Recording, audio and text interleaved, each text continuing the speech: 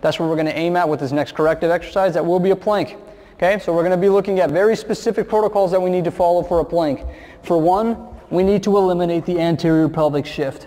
Oftentimes you will find that this is present in most people when they do their plank. Okay, what we're going to do is promote a posterior pelvic shift.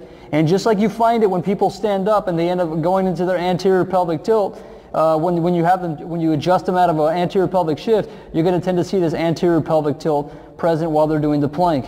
So all you're going to tell a person to do from there is do a posterior pelvic tilt.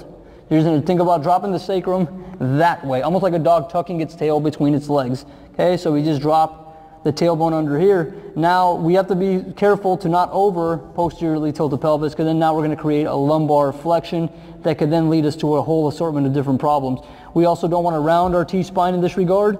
If we tilt the pelvis posteriorly and call upon the lower abdominals to activate, that's going to maybe then begin to pull on the breastbone inferiorly, and that may begin to create the kyphosis. So what I'll tell you guys to do is open your ribs, think about lifting your breastbone that way as you tilt the pelvis this way. Okay? If we find those two associations coming together, we'll then stimulate more deep muscle activation, specifically in that transverse abdominis that we're seeking to get. Okay, so we get out of an anterior shift till we get to about neutral. We do a posterior tilt, then lift the breastbone that way until we find that nice straight spine.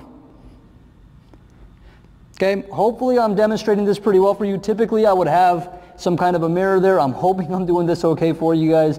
If you want to, within time, if you feel a very, very deep core tension, you can go to your feet, but I don't recommend it. I typically recommend always working from the knees here, because this exercise, if you do it properly with the TVA, is going to fatigue your core properly if you just get that little posterior tilt and if you think about lifting the breastbone in that direction.